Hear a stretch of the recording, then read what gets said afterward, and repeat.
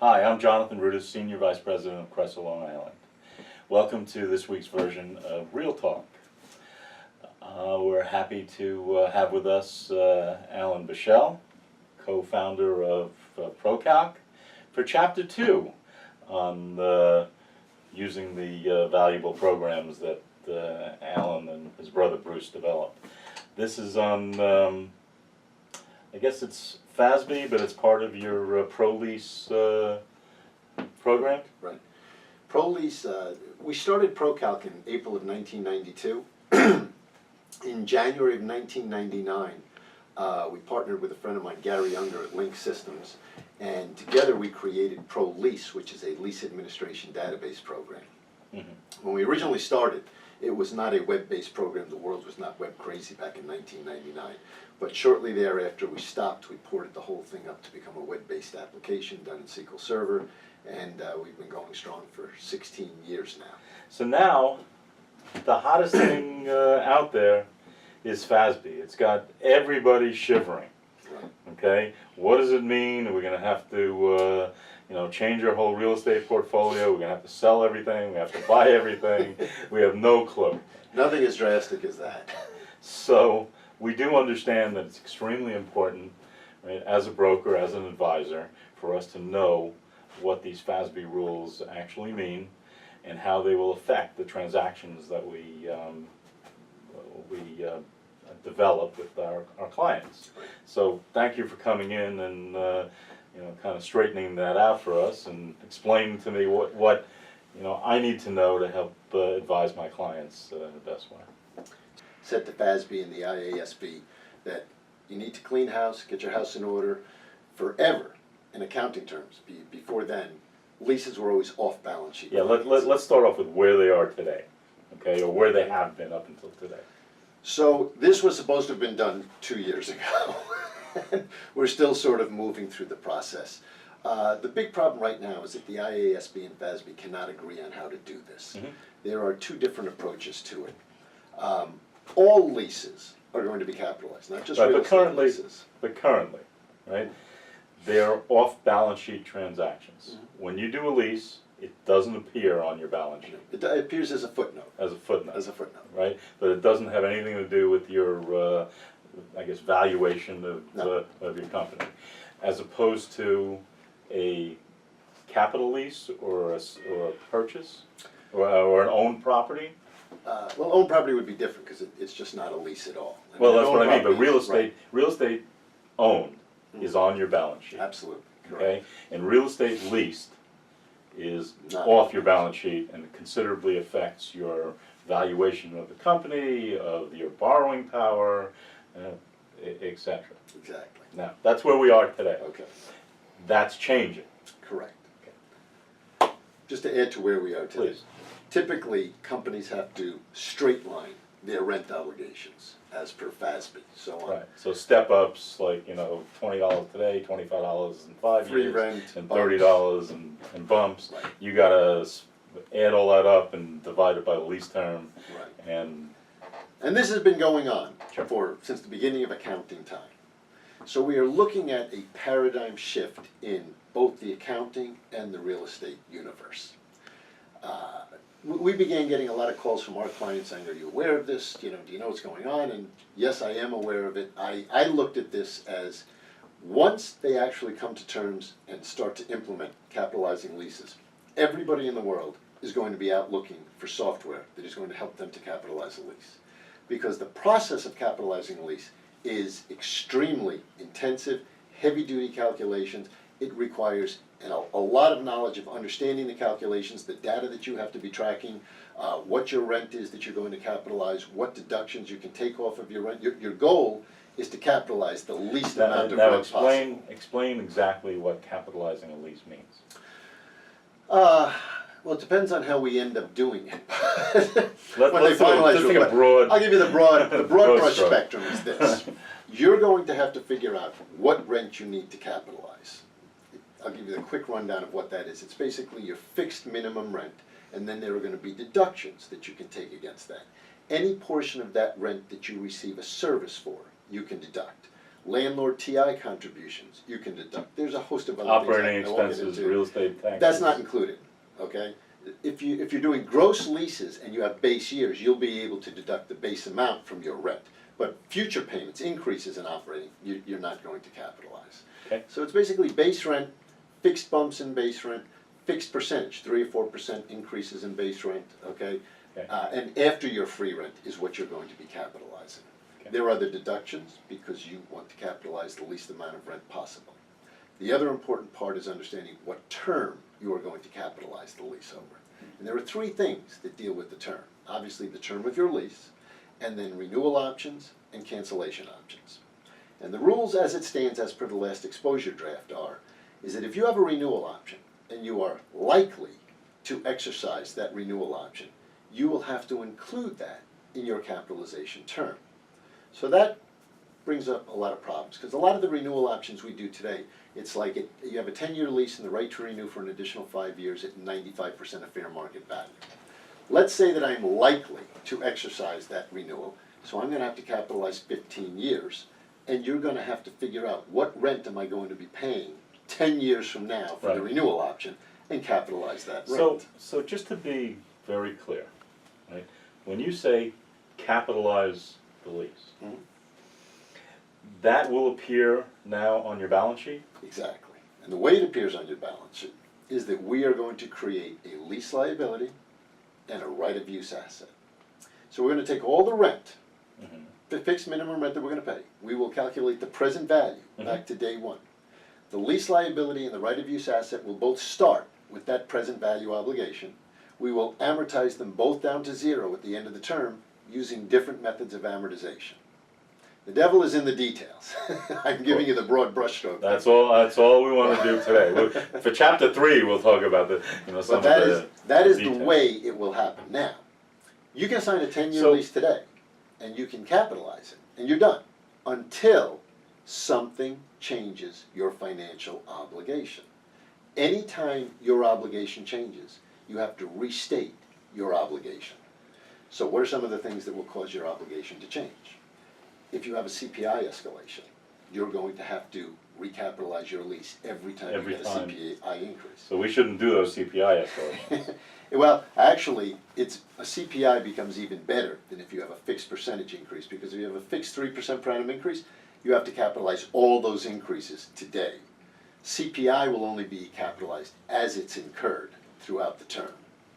So, Depending on what you're predicting for CPI increases, I guess that makes a good deal of sense. so if you were to expand. So are you suggesting that we should negotiate CPI increases would be better for a balance sheet than Then a fixed 3% increase. Yeah, exactly. Okay, Okay? interesting. Unless Keep you're going. gonna get maybe a fixed 1% or 2% increase. It depends where the CPI goes. But fixed increases, you're gonna take 10 years of 3% increases and capitalize them day one, versus a CPI increase where you're going to have to restate your lease obligation every year when you get the new CPI increase, as if that was your rent for the remainder. And what other events would trigger this Okay. recapitalization? You expand, take additional space. Okay. You contract, okay? Sublease. Sublease is a different Sublease space, issue? absolutely. Or you just contract, you give back some space, okay? Right. You renegotiate your rent, maybe you have a 10-year lease, you're in year 7, you wanna do a blend and extend. I expand and I extend for another 5 years, Right. okay? Or I take the same amount of space, I give back some space, I extend the term of my lease. Anything that changes your monetary obligation. Right. For retailers, this can be very tricky. Percentage rents, okay? Maybe you're paying percentage rents on either a monthly, a quarterly, or an annual basis. Your percentage rents are not known until you get through your sales cycle. If you are and again, this is all subject to the final determination, but the way it's written right now in the second exposure draft, if you are paying a market-based rent as a retailer, you will not have to capitalize your percentage rents. If you are paying a below-market rent, you Right. will have to capitalize your percentage rents, okay? Parking spaces. If your spaces are identified, if you have specific spaces, you will have to capitalize your parking costs. If it's just general spaces that are not identified, you don't have to capitalize your costs. There are many, many the devil's in the details, many details that you have to understand. So are you telling me information. that you wrote a program that actually understands all these details and can kind of somehow evaluate it for us? Because I'm telling you the truth, right? As one of the most sophisticated real estate guys around, I don't see any way that I'm able to do that without a tool. I have worked for 4 years Yes. on this product, and I have worked very closely with members of the working committee of FASB and IASB, and we have gone through this. And you know, people will talk about this. If you Google the Leases project, there's 10,000 white papers out there. Sure. And when you read them, it basically tells you that leases have been off balance sheet, they're now going on the balance sheet, and Right. it talks of some general terminology, and there's some sample spreadsheet with 5 columns and says this is what it's going to look like, and you have no idea what you're looking at. When you sit down and actually try to capitalize a lease, that is the only way that you are going to learn what is involved in this. And we have been working on this for 4 years. We have just released a new version that has the capitalization module in it for real estate leases. Don't forget, there's a whole other side to this, which is equipment leases. But we're just I don't want to know. talking real estate leases I don't right want. here, okay? I don't want to know. I want to know about real estate. I want to know what I need to know when I negotiate a real estate deal, one deal against the other. Absolutely. Because it sounds like understanding the ramifications or the tax ramifications of this is so important. Absolutely. So, I mean, there are limits. You know, if I'm negotiating a 5,000 foot deal versus a 10,000 foot deal versus a 100,000 foot deal, do I really need to understand if I'm negotiating a smaller deal? Absolutely. Every single lease is going to be capitalized unless it's less than 12 months. Leases that are less than 12 months do not have to be capitalized, but every other lease has to be capitalized. And whether you're a public company or a private company, it doesn't make a difference. If you need to generate a certified balance sheet, you're going to need to capitalize all of your leases. So, understanding the process. Well, let's okay? go back to that for a second. Okay. Who needs to generate a certified financial statement? If you need to borrow money and you need to submit a balance sheet to a bank, So kind of like everybody. exactly. It's not just public companies. It is everybody, okay, that is going to have a lease. So a real estate broker who doesn't look at the FASB ramifications, right? I mean, how bad could that be? What are the pitfalls of doing that? 2 years from now, what are the calls that these guys are going to get from? I am pushing the rock up the hill. I have been preaching to the brokerage community. We have over 2,000 companies using ProCalc. We have over 500 companies using ProLease, and we have corporations, Fortune 500 corporations, landlords, brokers. We field lots of tech support calls every single day from all of these people. Mhm. And what I see is from the corporate side, a lot of questions about straight line rent, FASB 13, capitalizing of leases, and then I try to say, brokers, this is the hottest topic in the world of corporate real estate today. You really need to understand this. And the brokers are telling me it's been going on for years. It's never going to happen. Whatever. Okay. Let them call their own accountant. Listen to me. People, listen. It is happening. You will be capitalizing your leases in the near future, 100%. Okay? So why can't they just call their own accountant? Well, it's more the auditor. Okay, the auditor is the person who's going to have to approve all the different calculations and the methods. And the interesting thing is that I went to the IASB and I said, this was years ago, I said, I've been in real estate all my life, I said, I know every single type of transaction that we negotiate in the world of commercial real estate on a daily basis. I would like to write the book. Here's all the different transactions, and here are the rules for capitalizing this type of a transaction. And they said to me, we could never do that, Alan, because we don't implement rules. We create principles, and it's up to the auditors to implement the principles. So the dichotomy here is that the reason for doing this is they want everybody to have transparency. They want everything on the balance sheet. You should know the debts of a company, and if you really want it to be transparent, everybody should do it the exact same way. There should be a set of rules that everybody follows. If you're saying, well, it's guidelines and every auditor will implement it, that means auditors can implement it differently. Now you've got the same deal being capitalized in different methodology for 2 different companies. So sort of lose a little bit there. But the important thing is that the brokerage community needs to understand how to capitalize a lease. It is not something that you are going to learn overnight, in a week, or a month. I have developed a program that will allow somebody who doesn't know how to capitalize a lease to capitalize a lease today. You can take the lease that your tenant signed yesterday and capitalize it today. You can pick up the phone and call me. I can walk you through it in a fairly simple way.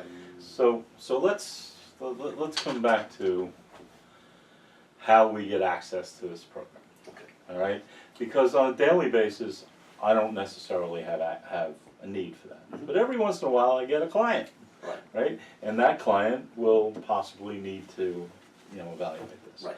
Is there a way that we can, kind of pass that cost on to the client? What I try to tell brokers is, you need a copy of ProLease. Right. You should be keeping all the deals that are done within your office in ProLease, and then you would be able to have the capitalization module. Yeah, but a lot of you're talking about Long Island, so there aren't, there are a lot of smaller boutique firms that don't do that many, at least that they Right. need such an archive. Okay, I mean, it'd be nice if CoStar had that kind of archive. They may have that archive, but it's enormously expensive. The question I have for you is, every once in a while I get a client who really needs to do this. Right? Can we, have a, one-time charge, or how does ProLease kind of work? Well, ProLease is a web-based application, Mm-hmm. and it is a subscription, and you can start off with it and use it for as long as you like. One of the great things about us is that we allow you to cancel your subscription at any time. Mm-hmm. You pay for a year, you can cancel any time that you want. We will refund the unused portion of that year's annual fee. We're willing to put our money where our mouth is. If you don't think this program is good and it's not for you, we're happy to let you cancel. We don't want unhappy users. Luckily, we don't have too many people to cancel.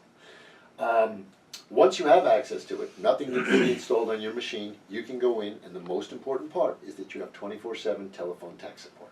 If you have any question about anything, I can call you up at 2 o'clock in the morning. You can pick up the phone Yeah, and call us. What are you calling me at 2 o'clock in the morning for? And Alan, that's I what need- it is. That's right. Yeah, Now, here's what we did with the capitalization module. We built it into ProLease, but we don't give you access to it right away.